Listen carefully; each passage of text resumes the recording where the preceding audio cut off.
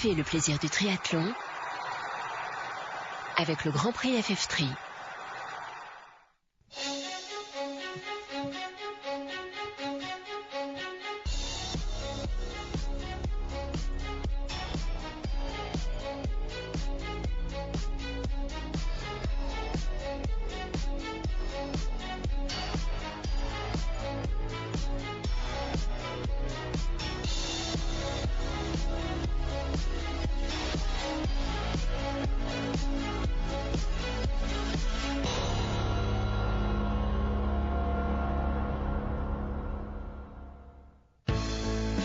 Un peu de lumière, un peu de douceur. La Méditerranée et la promenade des Anglais. Vous avez reconnu effectivement, nous sommes à Nice. La place Masséna, le Negresco. Dernière étape de cette saison de Grand Prix FF3. Dernier rendez-vous donc, à l'issue duquel nous connaîtrons l'identité du club qui sera champion de France. Tant chez ces messieurs que chez ces dames. Honneur aux dames et à Jessica Harrison, dont c'est la dernière année au plus haut niveau international. Elle avait fêté sa dernière participation sur une étape WTS, c'était à Londres il y a quelques semaines. Et là, elle est ici à Nice pour défendre le titre acquis l'an passé par son équipe. Elle aura fort à faire effectivement avec Parthenay, avec Châteauroux, Val-de-Grès, enfin bref. Tout est à encore écrire. Et ce Grand Prix qui, cette année, innove puisqu'il sera aussi le support pour le championnat de France individuel. Et c'est pour ça notamment qu'on a vu Charlotte Morel et Micha Réron qui, elle d'habitude, court sous les couleurs de Sartrouville en D3 mais qui l'année prochaine sera en D2.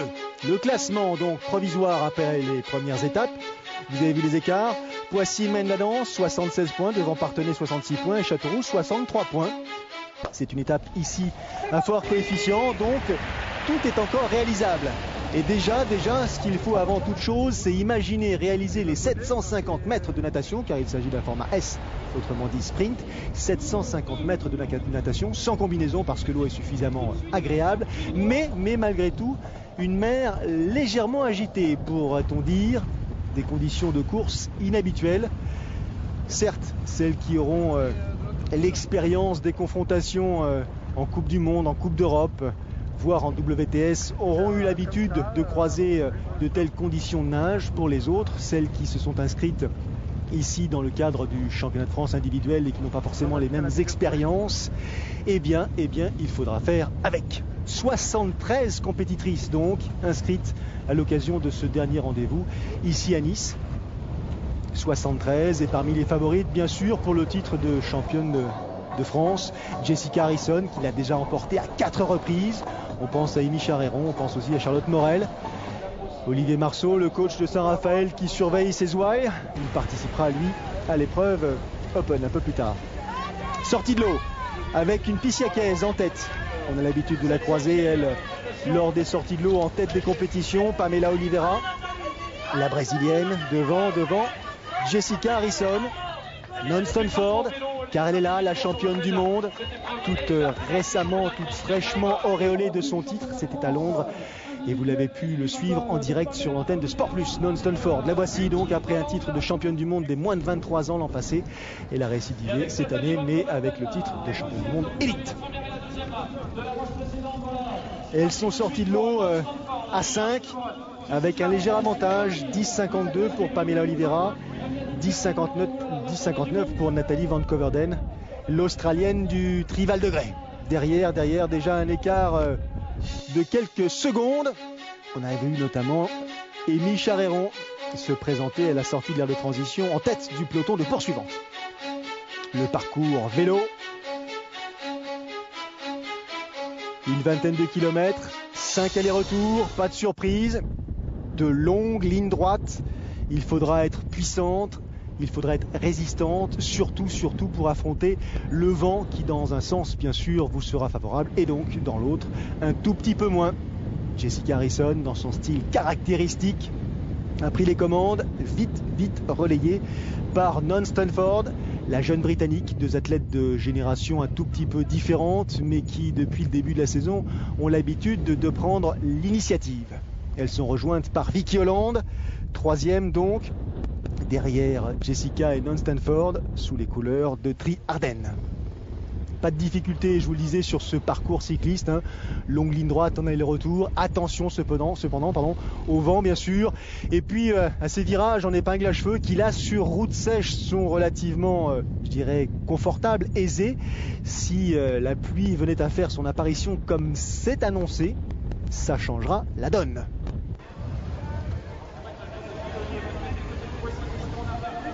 Les relances, tout en puissance des deux Pissiakaises pour l'instant. Oliveira en haut de l'écran, Jessica Harrison. Et toujours Non Stanford intercalé entre les deux Pissiakaises, Vicky Holland et puis Nathalie Van Coverden. Voilà l'identité de ce groupe de 5 compétitrices qui pour l'instant a fait le ménage en quelque sorte, puisque elle comptait une bonne quarantaine de secondes à la sortie de l'eau, et au gré de ces allers et retours, 5 je vous le rappelle, cet écart va gentiment croître. Derrière, il ne semble pas qu'on ait pris la mesure exacte de la situation, et les 5 aux avant-postes ont pour l'instant un scénario largement avantageux, même si pour certaines, à l'image de Nathalie Van Coverden, c'est un tout petit peu plus difficile. Je vous le disais, ces virages en épingle à cheveux, même sur route sèche, peuvent réserver quelques surprises. Une compétitrice, là, a malheureusement dû être évacuée par les pompiers. Heureusement, sans gravité. Toujours ce même groupe.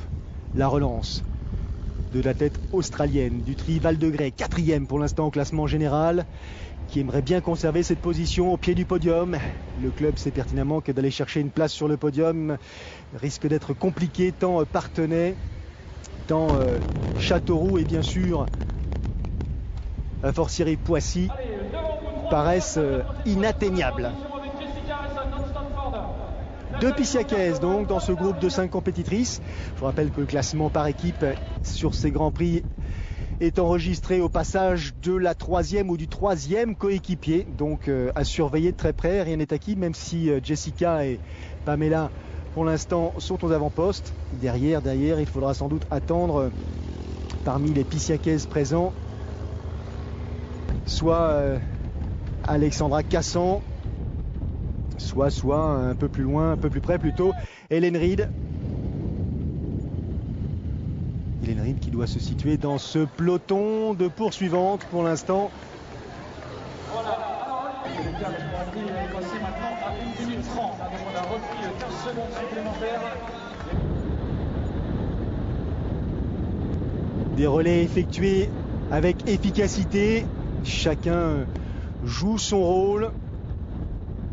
Double mission pour Jessica, amener son équipe sur la plus haute marche de ce podium, donc pour obtenir le titre de champion de France par équipe, et puis aussi bien sûr essayer de glaner un nouveau titre individuel qui serait donc le 5e de sa carrière, 5e titre qu'elle pourrait donc enregistrer de manière consécutive. Allez, 41-36 pour ce groupe de compétitrices qui attaque désormais les 5 km au programme de ce petit sprint. Je dirais petit sprint tant elles ont l'habitude de se battre à haut niveau sur des distances plus importantes. On a vu que Jessica avait pris l'avantage, l'initiative a rapidement relayé, dépassé, je dirais presque étouffé par l'aisance de Non Stanford, la jeune Britannique, désormais double championne du monde, qui a réalisé à Londres il y a quelques semaines un véritable festival. Alors bien sûr, elle a tiré profit de la chute de Jorgensen, elle a tiré profit de la noyade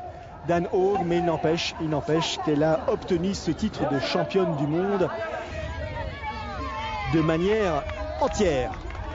Où c'est plus compliqué pour Van Coverden, l'Australienne. Ça revient derrière en la personne d'Amy Charéron, aux couleurs donc de Sartrouville, je vous le disais, depuis l'année dernière.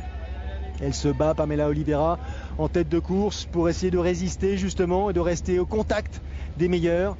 Devant, ce sera une bagarre entre Non Stanford ou plutôt entre Vicky Holland et Jessica Harrison, parce que Non Stanford, a priori, a pris suffisamment d'aisance et d'écart surtout pour se diriger vers une victoire ici à Nice. Le ciel qui s'est légèrement assombri. Est-ce que les conditions météo vont tenir jusqu'au franchissement de la ligne d'arrivée? Foulée rapide, véloce, agressive de la part d'Amy Charéron. Attitude dominatrice. Accélération en retrait, Anna-Maria Mazzetti devant McShane et devant Ellen Reid dont je vous parlais il y a quelques secondes. Ellen Reid, athlète donc aux couleurs de Poissy, qui serait donc la 3e compétitrice de Poissy à être enregistrée et donc, entre guillemets, comptée pour le classement par équipe. Elle s'accroche, Ellen Reid. C'est pour ça qu'elle ne laisse pas partir Anna-Maria Mazzetti. Allez, encore un petit aller-retour. Ça commence à devenir un petit peu compliqué derrière. Jessica et Vicky au coude à coude. Mano à mano. Pour une place sur le podium et pour bien sûr un titre de championne de France pour Jessica. Car on voit mal derrière un retour d'Amy Charéron. Même si la Française est sortie du groupe de poursuivantes et qu'elle a priori se dirige vers un titre de championne de France, des moins de 23, elle devra se contenter de ce titre-là parce que Jessica Harrison, elle, file vers un nouveau titre de championne de France qui serait donc le 5e de sa carrière. Ça y est, la pluie a fait son apparition, ce n'est pas pour déplaire à Non Stanford qui a le sourire, un peu de fraîcheur. Vicky Holland aussi, c'est que la course est quasiment terminée. Donc la pluie ne va pas gêner plus que ça ses compétitrices. Victoire donc de Non Stanford ici à Nice, 1h19. Deuxième position pour Vicky Holland, 3e position pour Jessica Harrison, qui du coup remporte le titre de championne de France individuelle.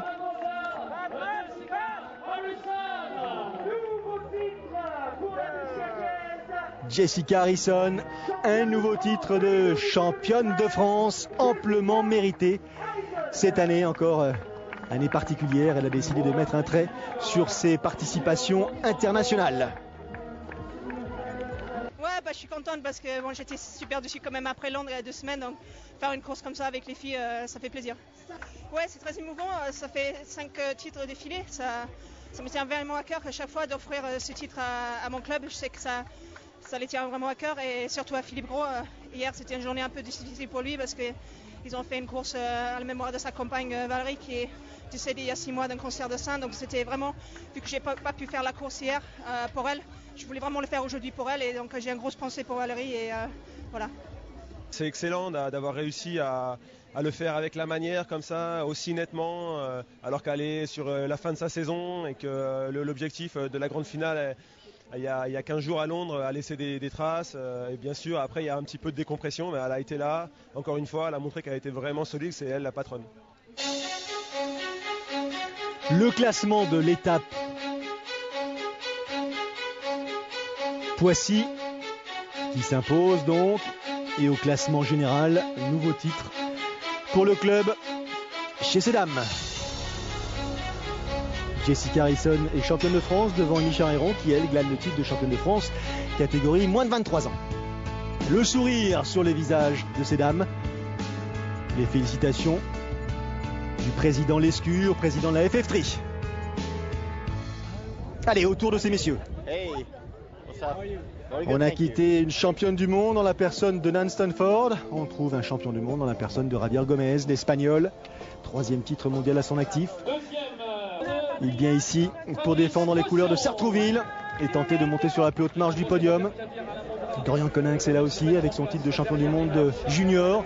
Sourire sur le visage d'Aurélien Raphaël et de Tony Moulet. Clôturera cette cérémonie. Bagarre âpre en perspective. Bertrand Billard, champion du monde longue distance, qui fait partie de l'équipe pissiacaise pour ce rendez-vous. Vincent Louis, peut-être une carte à jouer cette année. Un absent de marque, pas Frédéric Bellobre, mais en l'occurrence Laurent Vidal. Là aussi, scénario qui pour l'instant reste à écrire. Un autre champion du monde décidément. Pierre Lecor, champion du monde des moins de 23 ans. Membre de l'équipe des Sables Vendée, championne du monde, championne de France, je vais y arriver, 2012 et qui compte bien conserver son titre en 2013. Regardez les écarts, très faibles. 96 Lascar au départ. Nice, support de la dernière étape du Grand Prix FF3, mais également comme pour ces dames, support du championnat de France individuel. C'est pour ça qu'ils sont tellement nombreux à prendre ce départ. Dimanche dernier donc, 15h. Conditions météo qui ont légèrement évolué. La mer est nettement plus calme. Mais la pluie, elle, est bien présente. Couleur métallique sur la Méditerranée pour mieux suivre la progression de tous ces nageurs. 750 mètres, vous connaissez les distances. Et puis 20 km à vélo et enfin 5 km à pied.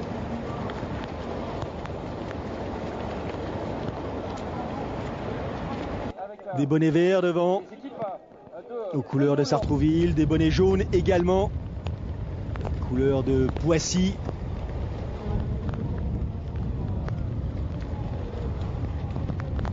Pour l'instant, pas d'écart, pas de cassure dans ce premier peloton. Beaucoup de monde, hein. Beaucoup de monde pour ce départ ici à Nice. Beau spectacle, encore une fois à l'occasion de la 30e année d'association entre Nice et le Triple Effort.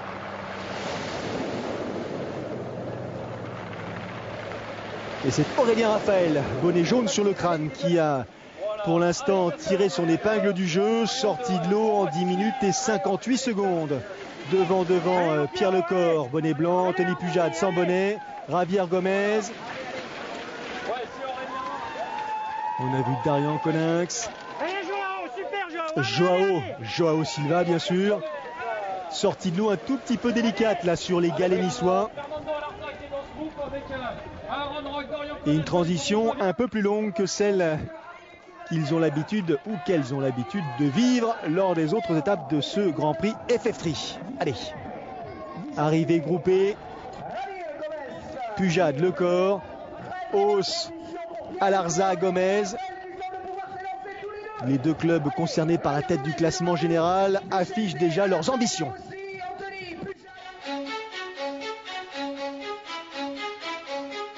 Autrement dit, pas d'écart entre les premiers nageurs. Et rapidement, un groupe d'une douzaine de rouleurs va se mettre en action, emmené notamment par cet homme, Aaron Royle, couleur de Mulhouse, et puis par Vincent Louis, qui là, un petit peu à l'image de ce qu'il nous a proposé lors des Fit Days au Havre, très agressif. Il sent sans doute, Vincent, qu'il y a un petit coup à jouer ici à Nice. Peut-être pas sur le plan du classement par équipe, mais peut-être sur le plan du classement individuel. Les fameux virages en épingle à cheveux. Et là, on a le sentiment de rouler sur la glace. Le sol est détrempé et donc, attention aux virages mal pris, aux mauvaises courbes. Enfin bref, attention.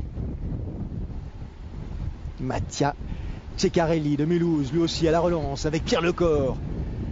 Gordon Benson de Versailles. Tout ce petit monde s'organise et creuse l'écart effectivement avec les poursuivants.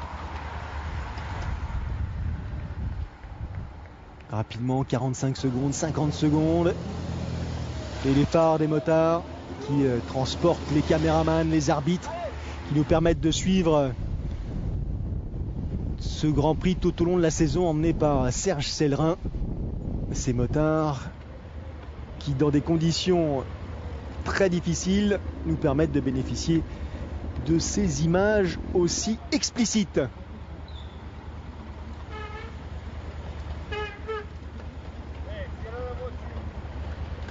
Relance douce. Pas de prise de risque inutile. Il s'agit d'un des derniers rendez-vous de la saison pour tous ces triathlètes. Et si jusque-là tout s'est bien passé, inutile de risquer une chute qui pourrait hypothéquer la récupération, éventuellement les quelques courses encore que certains ont décidé de mettre à leur programme. Royle devant, Lecor, Javier Gomez, Alarza, l'autre membre du club de Sartrouville.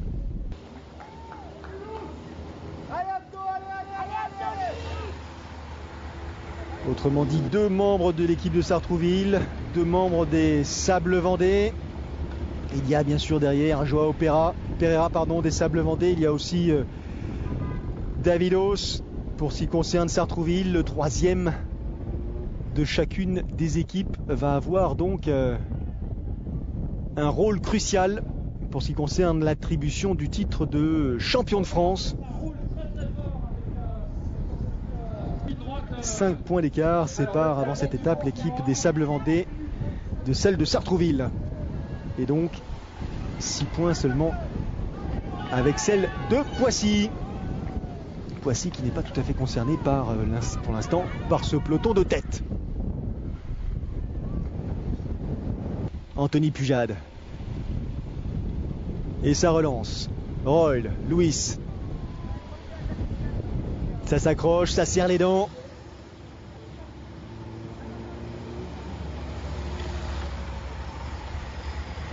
Toujours la même composition pour ce qui concerne ce groupe. Dorian Coninx est là aussi. Ceccarelli relance, pas de temps mort. Javier Gomez, même s'il est triple champion du monde depuis 15 jours, est ici pour monter sur la plus haute marche du podium avec son club. Il doit absolument l'emporter. Sartrouville doit absolument l'emporter. Et peut-être que si les Sables Vendée terminent à une 3e place, peut-être que ce titre de champion de France échouerait dans l'escarcelle du club de Sartrouville. Mais pour l'instant, en la personne d'Anthony Pujade ou de Pierre Lecor, le club des Sables Vendée est franchement bien représenté en tête de course. Allez, fin du parcours cycliste. Il reste les 5 km à pied. Accélération immédiate. Vincent Louis devant Pierre Lecor et Anthony Pujade. Il sait qu'il y a des gros coureurs derrière. Il faut prendre l'avantage rapidement. C'est le choix fait pour Vincent qui reste sur de belles performances là au plan international. Qu'il s'agisse notamment de sa performance londonienne. 5e position à Londres. Vincent qui a commencé sa saison tardivement, plus tardivement que les autres et qui a donc un petit peu plus de fraîcheur. Regardez, Javier Gomez, Fernando Alarza, les deux compatriotes, les deux Espagnols qui se portent à la hauteur de Vincent Louis et qui prennent les commandes. Derrière, Pierre Lecor doit contrer la tentative de putsch réalisée par les Espagnols. S'accroche Vincent à droite de l'écran. Les deux Espagnols, le visage fermé, maintiennent leur allure. Pierre Lecor, de longueur derrière, essaye de limiter la casse. Aaron Royle s'accroche.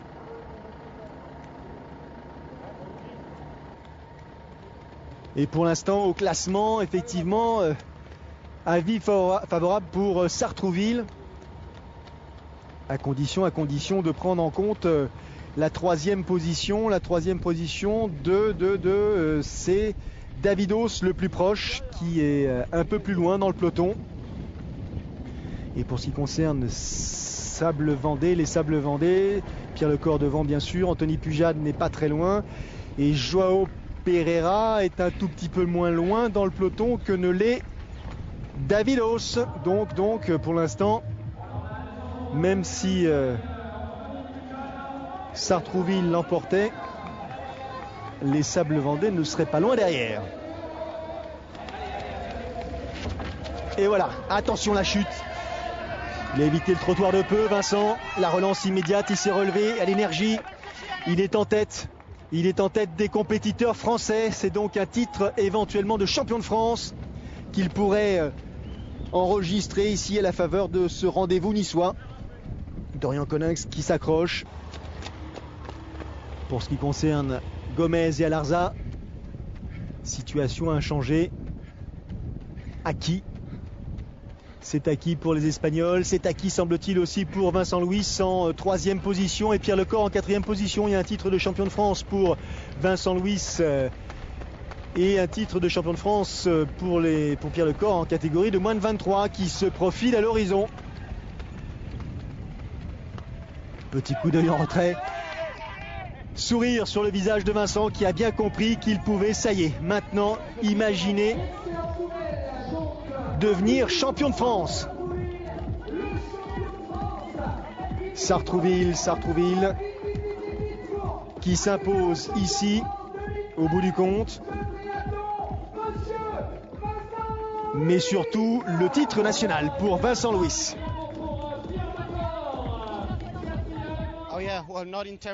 Oh, c'était pas une super condition d'un point de vue climatique, mais c'est comme ça. Mais bon, il y a quand même beaucoup de public, beaucoup de supporters, c'est très agréable. C'est vraiment une course qu'on a faite au maximum de nos capacités. Ça ne suffira pas malheureusement. Écoutez, on est d'ailleurs très heureux d'avoir gagné le championnat 2013 après celui 2012. Mais le secret, c'est d'avoir une bonne équipe dirigeante déjà, avec Hervé Delaunay qui fait un travail énorme, Denis Marche et moi-même, et avec une régularité sur toute l'année, avec 2 victoires à Dunkerque et au Sable pour débuter la saison, et puis après 2e place et 3e place au maximum pour pouvoir remporter ce championnat. Ouais, c'est vrai que voilà, dès le début de la natation, on est parti très très vite. Avec Pierre Lecor, on a su créer notre chance parce qu'on savait peut-être un petit peu en dessous des Davidos, etc.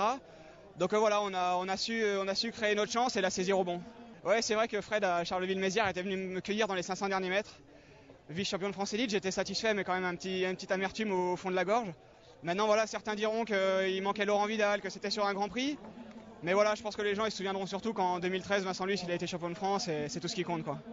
Il a raison, Vincent, on se souviendra d'un titre.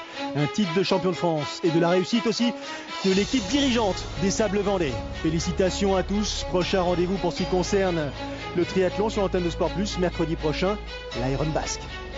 A très vite pour du triathlon sur notre antenne. Salut!